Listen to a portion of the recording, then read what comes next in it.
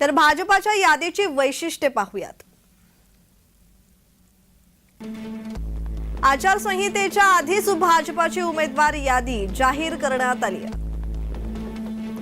नरेंद्र मोदी तिसऱ्यांदा वाराणसीतून उमेदवार असतील, त्याचबरोबर शिवराज सिंग चौहान विदिशामधून उमेदवार असतील।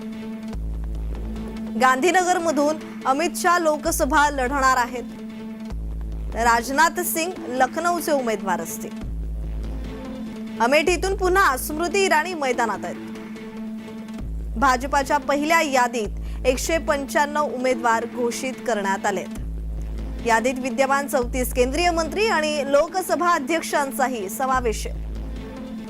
सुषमा स्वराज यांची मुलगी बांसुरी स्वराज याही उमेदवार असतील। कृपाशंकर सिंग जौनपुर इथून उमेदवार असतील।